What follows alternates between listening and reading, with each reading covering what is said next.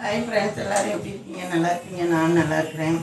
அப்புறம் வந்து இன்றைக்கி நான் என்ன பண்ண போகிறேன்னா, பாவக்காய் ஒரு 3 பாவக்காய் இது ரவுண்டாக நறுக்கி வச்சுருக்கேன். ஓகேங்களா? இந்த பாவக்காய் வச்சு இதுக்கு மசாலா வந்து கொஞ்சம் வித்தியாசமான ஒரு மசாலா போட்டு நான் இன்றைக்கி வந்து ஒரு பாவக்காய் பண்ண போகிறேன். இன்னொரு பாவக்காய் போட்டிருக்கேன், இன்றைக்கி வேறு மசாலா போட்டு. ஓகேங்களா? எப்படின்ட்டு பாருங்கள்.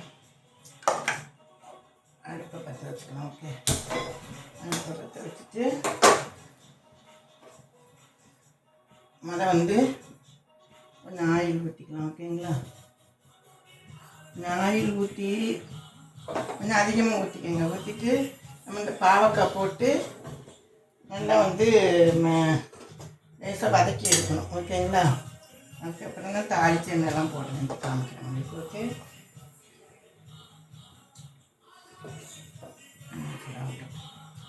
எண்ணெய் சூடானோடனே இந்த பாவக்காவை போட்டு வதக்கி எடுக்கணும். அதுக்கு தேவையான பொருட்கள்லாம் என்ன வச்சுருக்கேன்னா, எண்ணெய் வச்சுருக்கேன். ஒரு 10 சாம்பார் வெங்காயம் நறுக்கி வச்சுருக்கேன். 2 பச்சை மிளகாய் வச்சுருக்கேன்.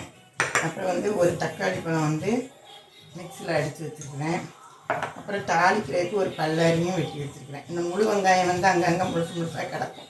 அது நீங்கள் இருந்துச்சுன்னா ஒரு 10 பல்லு உடச்சி போடுங்க. ஓகேங்களா? அதுக்கு இது வந்து நம்ம தாளிக்கு ஒரு பல்லாரி நறுக்கி வச்சுருக்கேன். அப்புறம் பூண்டு வந்து ஒரு 5-6 பல்லு பூண்டும் உடச்சி வச்சுருக்கேன். இதெல்லாம் நம்மளால் போடும்போது இன்னும் ஹைலைட்டாக இருக்கும். அதுக்கு தான் கொடுத்துருக்கேன். அப்புறம் வந்து இதில் வந்து ஒரு 2 சில்லு தேங்காய் வந்து சீரகம் போட்டு நல்லா விழுதாக அரைச்சி வச்சுருக்கேன்.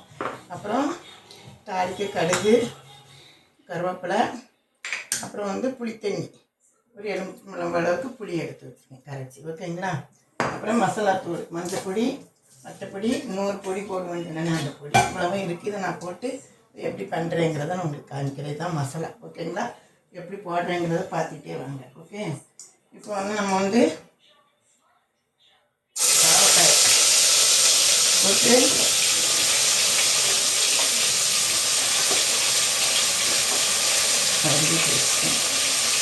பாவக்காய் போட்டு நல்லா லைட்டாக அந்த எண்ணெயில் வதக்கி எடுத்துட்டோம்னா பாவக்காய் நல்லா இருக்கும். பாவக்காய் வதக்கி வச்சுக்கணும். ஆனால் எண்ணெய் ஊற்றி வதக்கி வச்சுருக்கேன்.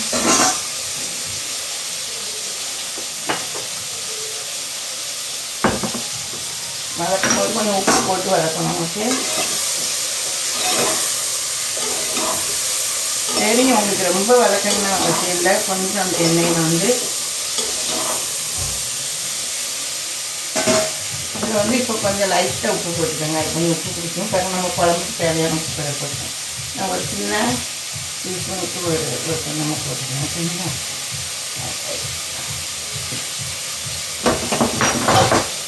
போட்டு உப்பு போட்டு நல்லா வதம் வதக்கிட்டோம். நல்லா இப்படி வந்து ஒரு 2 நிமிஷம் நல்லா வதக்கி ஒரு கண்ணாடி பதம் மாதிரி வரும். பார்த்தீங்கன்னா கொஞ்சம் வதக்கி பச்சை போய் அந்த டைமில் நம்ம வதக்கி வச்சுக்கலாம். ஓகே, இந்த எண்ணெய் கட்டிக்காட்டெலாம் வதக்கும். அது மாதிரி பாவக்காய்க்கு வதக்கி வச்சுக்கணும். நல்லா இருக்கும். பார்த்துக்கோங்க, பாவக்காய் நமக்கு வந்து உடம்புக்கு நல்லது. பாவக்காயில் ஒரு கசப்பு தன்மை இருக்குது, சுகருக்கு நல்லது. ஒரு பாவக்காய் குழம்பு வச்சு அடிக்கடி வாரத்தில் ஒரு நாளாவது பாவக்காய் குழம்பு வச்சு சாப்பிடுங்க. பொரியல் பண்ணி சாப்பிடுங்க. பாவக்காய் பொரியல் போட்டிருப்பேன், அதே மாதிரி பாவக்காய் குழம்பும் போட்டிருப்பேன். அன்னைக்கு வேறு மசாலா, இன்றைக்கி வேறு மசாலா. ஒரே நம்ம வந்து மாதிரி பண்ணக்கூடாது, வித்தியாசமும் பண்ணணும். ஓகே, நான் வதக்கிட்டு உங்களுக்கு எப்படி இருக்குன்னு சொல்கிறேன். ஓகே, இப்போ வந்து பார்த்திங்கன்னா நல்லா வந்து ஒரு 2-3 நிமிஷம் போட்டு நல்லா இப்படி வந்து சிந்தி ஒரு கண்ணாடி பதம் மாதிரி வந்துடும். பார்த்துங்க, இந்த பச்சை நேரம் கொஞ்சம் மாறி நல்லா எண்ணெயில் இந்த மாதிரி வந்துடும். இந்த டைமில் நம்ம இதை அடுத்த பாத்திரத்துக்கு மாற்றி வச்சிடலாம். ஓகேங்களா?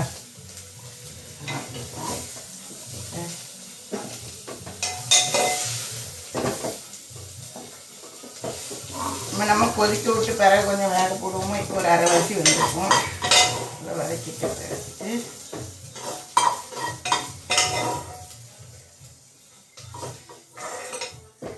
அப்புறம் வந்து அதே இடத்துல வந்து நம்ம எண்ணெய் ஊற்றிக்கலாம். ஓகேங்களா? இப்போ வந்து எண்ணெய் ஊற்றி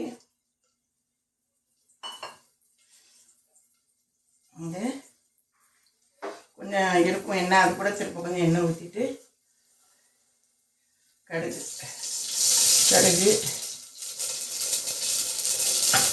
அப்புறம் வந்து நம்ம ஹைலைட் எப்போவுமே எனக்கு கருவேப்பிலை ஹைலைட் தான். கருவேப்பிலை அப்புறம் வந்து ஒரு பல்லாரி நட்டு வச்சுக்கோங்க பார்த்தீங்களா, சிம்மில் வச்சுக்கோங்க. பல்லாரி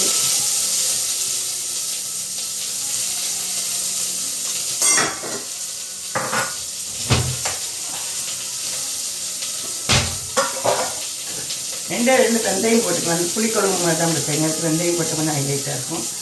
ஒரு கொஞ்சமாக கொஞ்சம் வெந்தயம். ஓகே, இதெல்லாம் ஒரு ஆப்ஷன் தான், போட்டால் கொஞ்சம்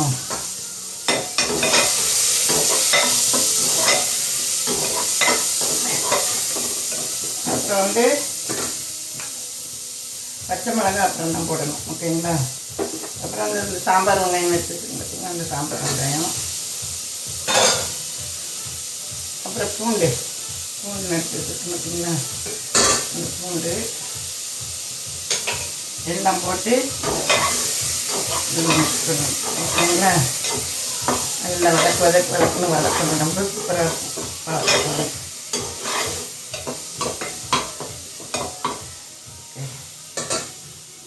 அடுப்பை ஏற்றி வச்சுக்கோங்க. அதுக்கப்புறம் என்ன போடணும்னு ஒன்றா சொல்கிறேன். ஓகேங்களா. போட்டு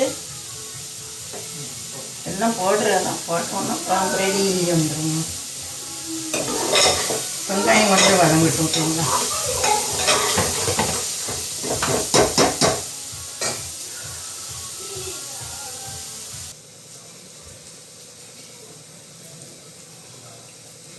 கொஞ்சம் வெங்காயம் வந்து இந்த அளவுக்கு வதங்கிட்டோம். வந்து தக்காளி இறக்கி வச்சுக்கணும். தக்காளி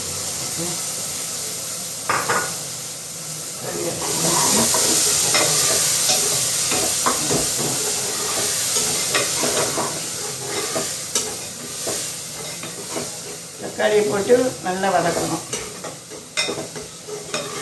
லேசாக தக்காளியை போட்டு வதக்கிட்டு மசாலா போட்டு அப்புறம்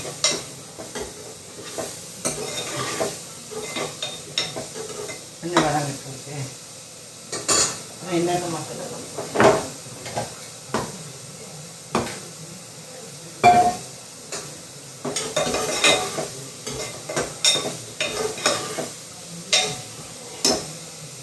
தக்காளி கொஞ்சம் எண்ணெய் பிரிகிறது வரைக்கும் வரணும். இப்போ வந்து தக்காளி வந்து நல்லா எண்ணெய் பிரிஞ்சிச்சு. இப்போ வந்து மிக்சியில் வச்சு மாற்றிட்டு இதெல்லாம் மஞ்சத்தூள், அரை டீஸ்பூன் மஞ்சத்தூள், வந்து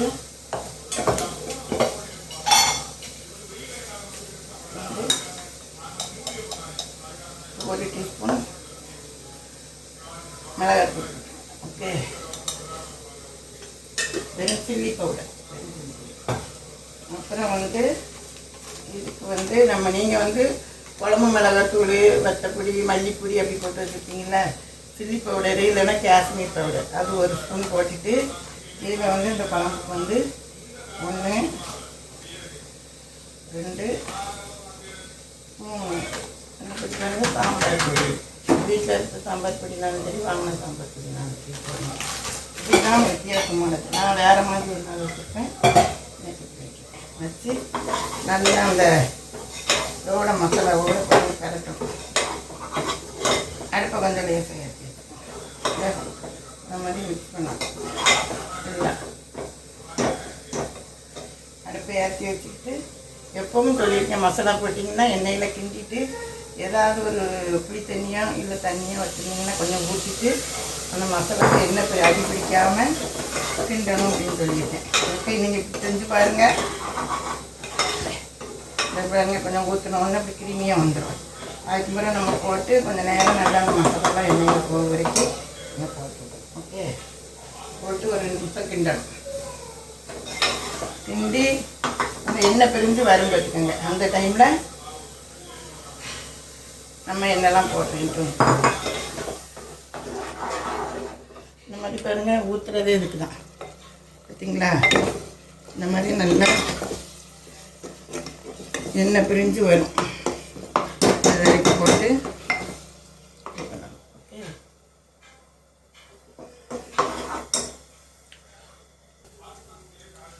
நம்ம பாருங்க நல்லா அந்த எண்ணெய் பிரிஞ்சு மசாலா வடைலாம் போய் நல்லா இந்த மாதிரி வரும்.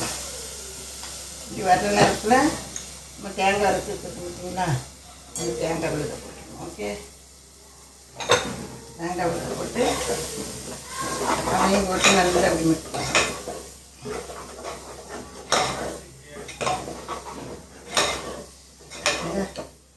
மசாலாவை நல்லா மிக்ஸ் பண்ணணும். எல்லாம் அரைக்கிறது பொருள் எல்லாமே சிம்பிள் தான் நமக்கு பண்ணுறது. நம்ம இப்படி சொல்கிறதுனால தான் நேரம் ஆகுது. இது எல்லாம் என்னன்னு பார்த்துக்கிட்டோன்னா வைக்கிறது 5 நிமிஷத்தில் குழம்பு வச்சு முடிச்சிடலாம். இப்படி நம்ம எல்லாம் ரெடி பண்ணி வச்சு இப்படி ஒரு டெமோ மாதிரி காட்டுறதுனால தான் நமக்குலாம் இந்த மாதிரி நேரம் ஆகுது. மற்றபடி என்ன பொருள்லான்னு நமக்கு தெரிஞ்சதுன்னா 5 நிமிஷத்தில் குழம்பு வச்சு முடிச்சிடலாம்.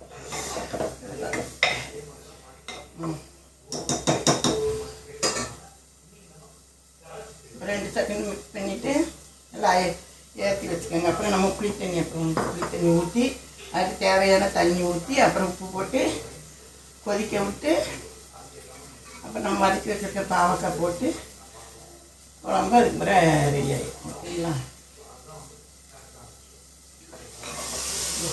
இப்போ நமக்கு நல்லா எண்ணெய் பிரிஞ்சு தேங்காயும் போட்டு நல்லா எண்ணெய் பிரிஞ்சு பாருங்கள் மசாலா எப்படி வந்துருக்குன்னு.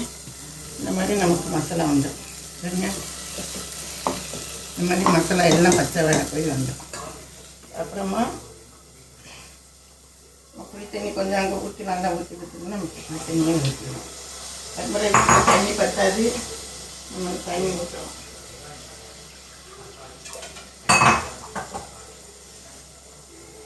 தண்ணி ஊற்றணும்.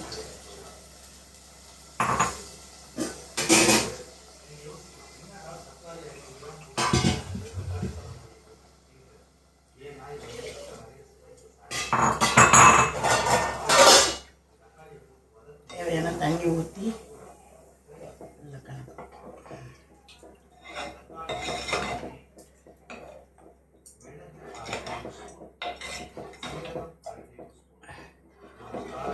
தண்ணி ஊற்றணும். பார்த்தீங்க கட்டியாக இருக்குல்ல, நமக்கு எவ்வளோ தேவையோ குழம்பு போட்டு நம்ம தண்ணி சேர்த்துக்கலாம். ஓகேங்களா?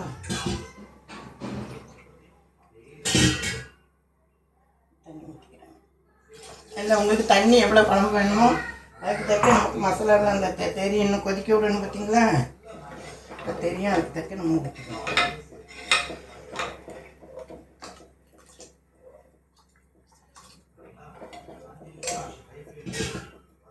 அதெல்லாம் இன்னும் கொதித்து அதுக்கு பிறகு தான் நம்ம வந்து போதும். இந்த மாதிரி இருக்கணும். மசாலா எல்லாம் நம்ம போட்டு நல்லா தேங்காய் போட்டு இந்த அளவுக்கு இருக்கிற மாதிரி. அந்த முழு வெங்காயம் கிடக்கு பார்த்தீங்களா, இந்த முழு வெங்காயம்லாம் அப்படி கிடக்கும்போது நமக்கு சாப்பிட்றதுக்கு நல்லாயிருக்கும். அந்த பூண்டு வெங்காயம் அப்புறம் வந்து கொதிக்கும்போது நம்ம 2 பச்சை மிளகாய் அதெல்லாம் பிறக்கும். இப்போ வந்து குழம்புக்கு நம்ம அப்போ தான் கொஞ்சம் தானே உப்பு போட்டோம். இப்போ கொஞ்சம் உப்பு நீங்களும் உப்பு பார்த்து உங்களுக்கு தேவைக்கு போட்டுக்கோங்க. ஓகேங்களா? நானும் அப்போ தான் கொஞ்சம் போட்டேன். நம்ம நல்லா கொதிக்க விட்டுணும். நல்லா குழம்பு கொதிக்கணும். கொதித்த பிறகு நான் உங்களுக்கு வந்து பாவக்காய் எப்போ போடணும் அப்படின்னு சொல்கிறேன் நான் உங்களுக்கு. ஓகேங்களா?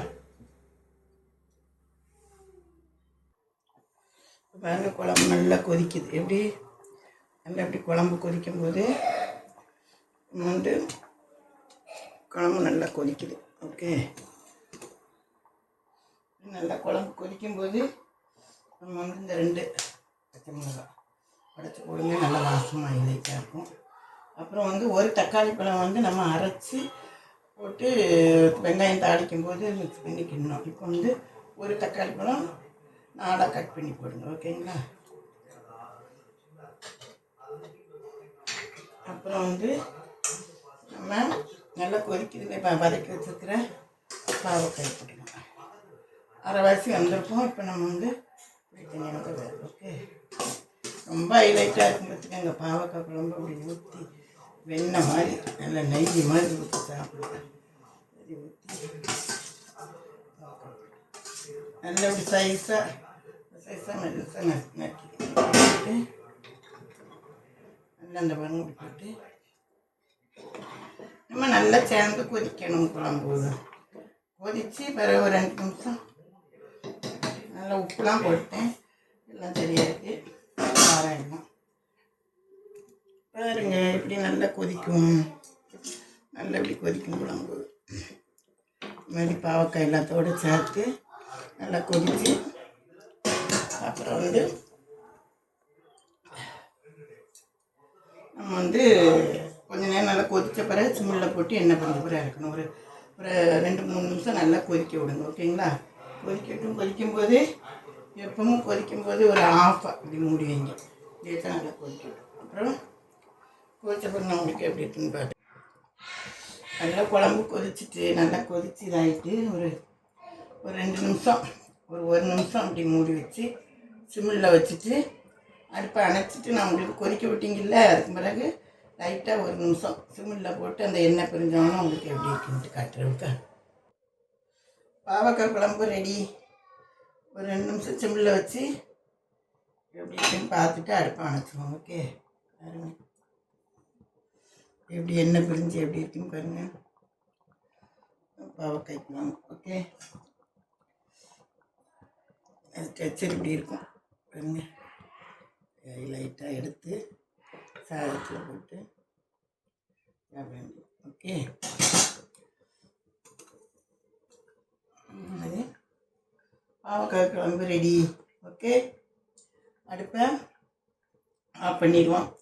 நீங்களும் இதே மாதிரி ஒரு பாவக்காய் நான் சொன்ன மாதிரியே போட்டு மற்றபடி மல்லிப்பொடி நீங்கள் குழம்பு மிளகாத்தூள்லாம் போட்டு வச்சுருப்பீங்க. இந்த மாதிரி ஒரு நாள் சாம்பார் பொடி போட்டு நான் தேங்காய்லாம் அரைச்சி ஊற்றி வச்சுக்கலாம். இது மாதிரி போட்டு வச்சு பாருங்கள், இது ஒரு ஹைலைட்டாக இருக்கும். அது மாதிரி நிறைய விதமாக நம்ம பாவக்காய் வந்து நிறைய விதமாக பண்ணலாம். அன்றைக்கி நான் புளி ஊற்றி இதே மாதிரி வேறு மசாலா போட்டு பண்ணியிருந்தேன். இன்றைக்கி ஒரு மசாலா, இன்னும் நிறைய பாவக்காய் பொரியல் அது இது நிறையா இருக்குது. அதை விதமாக உங்களுக்கு ஒன்று ஒன்றா போடுறேன்.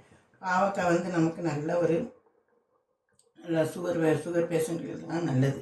பாவக்காய் ஜூஸ் எடுத்து குடிக்காங்கல்ல, அது மாதிரி நல்லா வாரத்தில் ஒரு நாள் பாவக்காய் குழம்பு வச்சு பொரியல் வச்சு இப்படி ஒவ்வொரு மாதிரி வித்தியாசமான மசாலா போட்டு குழம்பு வச்சு சாப்பிடுங்க. Okay friends, thank you. அதே மாதிரி என் சேனலுக்கு ஷேர் பண்ணுங்கள், லைக் பண்ணுங்கள், சப்ஸ்கிரைப் பண்ணுங்கள். Okay, thank you, bye. பாவக்காய் குழம்பு ரெடி. ஓகே.